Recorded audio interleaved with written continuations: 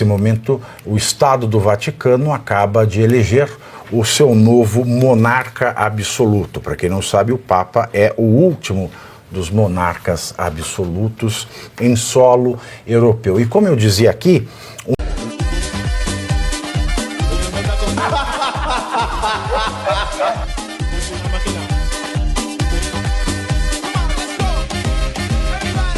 nesse momento, o Estado do Vaticano acaba de eleger o seu novo monarca absoluto. Para quem não sabe, o Papa é o último dos monarcas absolutos em solo europeu. E como eu dizia aqui, o nome que o cardeal, nascido em Chicago, como eu dizia, que é o berço, através do jornal The Boston Globe, do escândalo da pedofilia envolvendo padres da Igreja Católica, não que o cardeal, agora eleito Papa, tenha algum envolvimento com isso, não há envolvimento dele, mas ele, que era um cardeal muito ligado a Francisco, adota o nome de Leão XIV, o que sinaliza muita coisa. Sinaliza que ele vai dar continuidade ao legado de Leão XIII, que foi Papa do final do século XIX, por volta do ano de 1890 até o ano de 1903. Leão XIII ficou notabilizado por criar a chamada doutrina social da Igreja através da encíclica Rerum Novarum.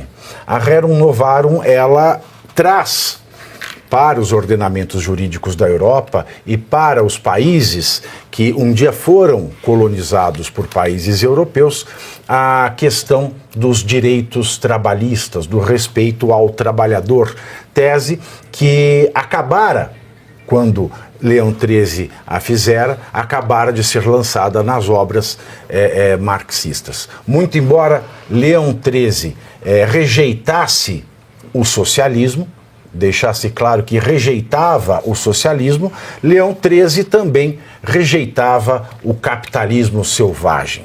Então, a doutrina social da Igreja, que é começada por Leão XIII, muito provavelmente se desdobrará no pontificado de Leão XIV. E o que eu dizia aqui ao final é que Paulo Sorrentino, que é um napolitano, que é o maior cineasta do mundo, há alguns anos ele fez um seriado bastante interessante chamado The Young Pope, onde Jude Law fazia um cardeal norte-americano que foi escolhido Papa.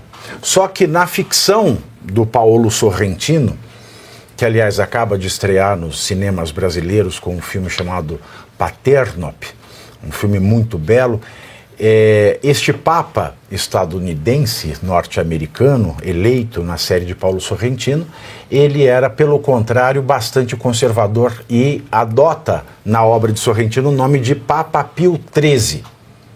Então nós temos o Pio XIII na ficção de Sorrentino, onde é eleito o primeiro Papa americano, e a realidade agora nos traz o primeiro Papa nascido em solo dos Estados Unidos da América, só que ao contrário da ficção, mais ligado a teorias, às correntes progressistas da Igreja, e que adota o nome de Leão XIV em homenagem a Leão XIII, o Papa da virada do século XIX para o século XX, indicando que dará continuidade, portanto, à questão política que tornou bastante característico o pontificado do Papa Francisco, né? Primeiro do nome Francisco, o cardeal argentino Jorge Bergoglio, que acaba de ser sucedido por Robert Prevost. É também interessante essa eleição, porque ela contraria absolutamente todas as bolsas de apostas sobre o sucessor de Francisco. Ela contraria absolutamente todas as avaliações, inclusive as avaliações internas do próprio órgão de imprensa do Vaticano, que dava na manhã de hoje como certa a eleição do cardeal italiano Parolin.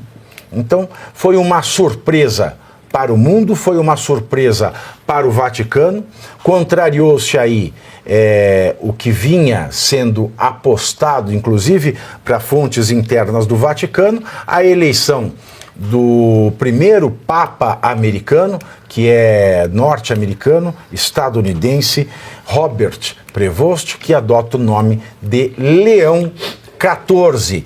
E exatamente no momento em que uma das figuras, se não a figura mais importante da política mundial, é também o seu compatriota norte-americano, Donald Trump. Donald Trump, que é um símbolo do capitalismo, e nós temos agora um Papa também estadunidense que adota o nome de Leão XIV em homenagem a Leão XIII e, de certa maneira, contrário à imagem do capitalismo que carrega Donald Trump.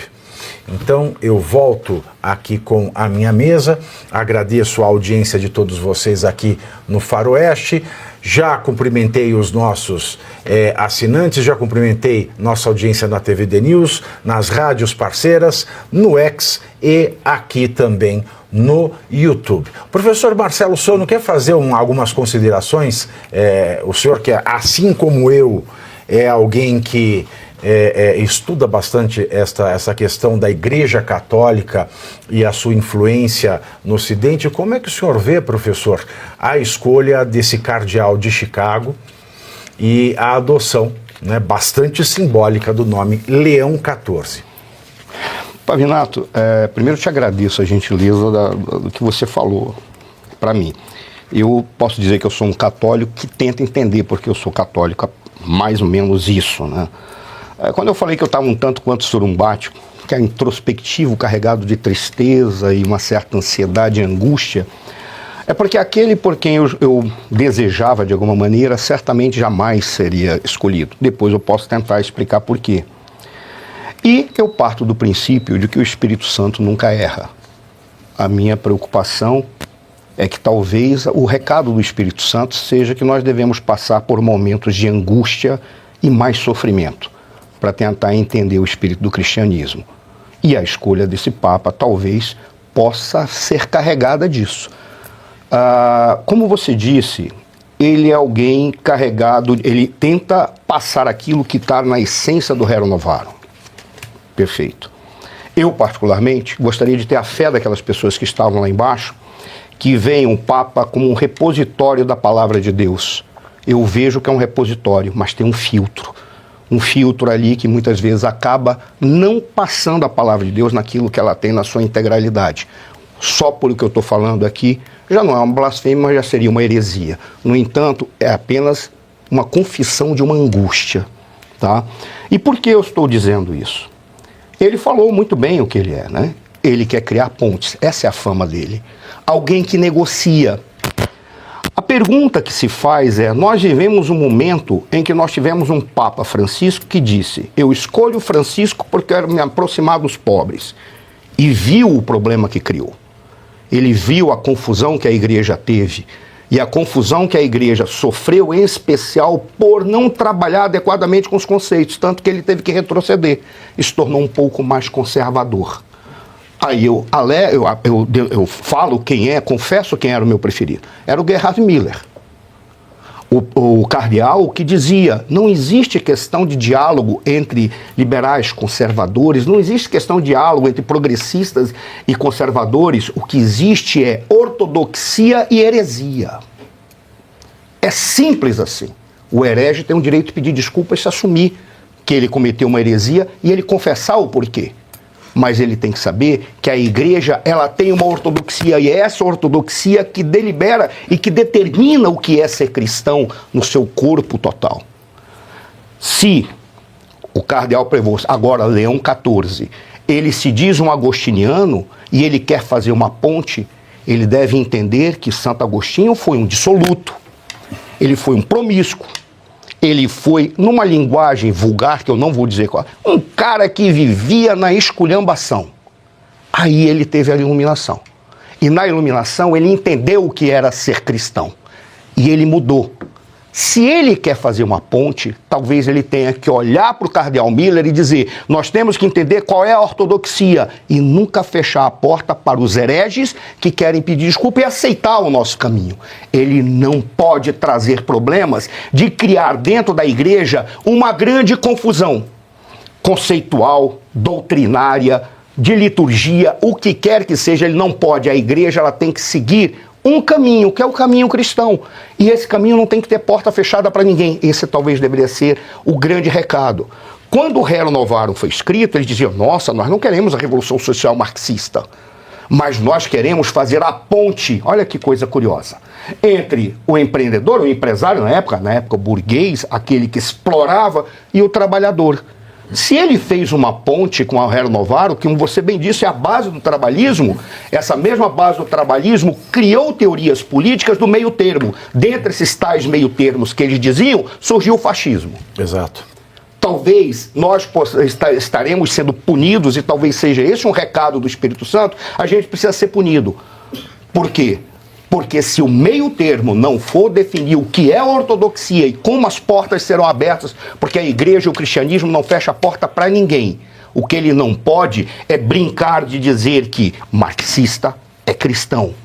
Por quê? Porque Marx queria acabar com a pobreza e Cristo tinha um coração aberto para os pobres. Não tem nada a ver uma coisa com a outra. A ortodoxia tem que ser definida. E aí é a minha tristeza, a minha angústia. Mas eu tenho fé de que eu terei fé suficiente para ficar como aquelas pessoas que estavam ali diante do cardeal, agora Papa, e olhavam com um brilho nos olhos de dizer: eu tenho certeza que ele será um repositório da palavra de Deus e não filtrará a palavra de Deus com o que há de mais baixo da humanidade, porque nós já tivemos a oportunidade de ver isso muito de perto. Não estou dizendo que foi com o Papa Francisco, mas com outras personalidades. Eu espero que Deus me dê essa certeza e aí eu vou respeitar o meu Papa, porque sou católico. Porque eu tenho vontade de pegar no colo boa parte da audiência que comenta aqui no nosso chat ao vivo, né? Eles escrevem assim: e teve Papa de direita? Eu não sei se teve Papa de direita, mas o Papa João Paulo II, né, para o bebê que está escrevendo isso aqui no chat ao vivo, eu não sei se vocês sabem, mas ele foi uma das peças-chave, né, talvez um dos atores mais importantes para a queda do comunismo na Europa.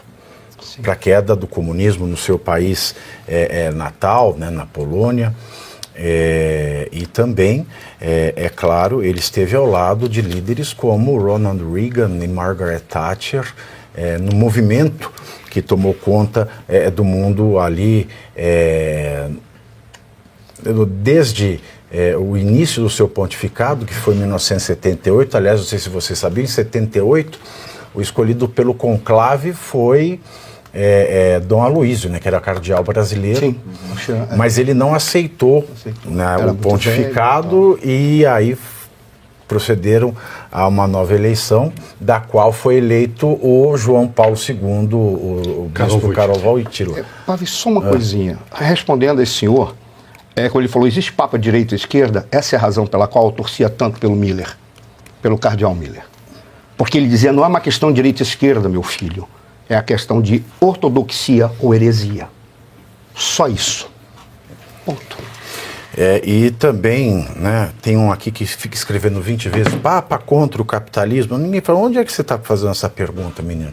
Você precisa voltar, você precisa procurar um supletivo, quem escreve isso.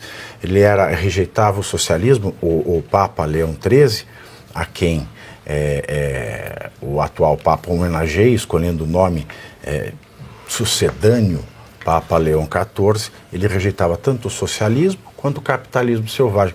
Na verdade, o modelo que nós vivemos hoje nas democracias ocidentais é um modelo, de fato, nascido dessa preocupação do Papa Leão XIII, que retira a exploração, que era algo patente, né, na Revolução Industrial. De fato, as pessoas, elas eram escravizadas dentro do trabalho, elas deixavam de ser miseráveis. Mas não vamos entrar dentro de gradação de miserabilidade. O fato é que o Ocidente, as democracias, os estados liberais passaram, ao mesmo tempo em que assumiam o capitalismo como regime econômico, como modelo econômico, como matriz econômica, eles assimilaram bem o respeito aos que sofrem, assimilaram aquilo que deu origem aos chamados direitos fundamentais. Isso é que é o mais fundamental. E o ridículo é nós vermos hoje países de matriz comunista, marxista, que não aceitaram, não acolheram esse respeito, não é, aos menos favorecidos, aqueles que mais sofrem, aos mais vulneráveis. Veja-se China, veja-se Cuba, veja-se Venezuela. Não é? A obra de Marx, que nasce com o escancaramento da exploração da classe trabalhadora, ela foi assimilada nessa parte pelo próprio capitalismo. E essa é uma das razões do sucesso do capitalismo. É esta preocupação com a divindade da pessoa humana. Agora, os regimes que pendem para o marxismo, eles cometem os pecados daquele capitalismo da Revolução Industrial originário. Bom, pois bem, eu acho que o pessoal aqui quer falar. E você aí já está preparado para ter todos os argumentos para dizer que Marx não foi um cara legal, para dizer que o comunismo não é um lugar para diversidade, para desmontar essa grande fake news histórica da esquerda, que é repetida por nossos professores de história, de geografia, de sociologia, que é repetida nas universidades, que é repetida nos livros. Está preparado para dizer por que Marx não era um cara legal e por que todo marxista raiz também não é, e porque o comunismo é terrível?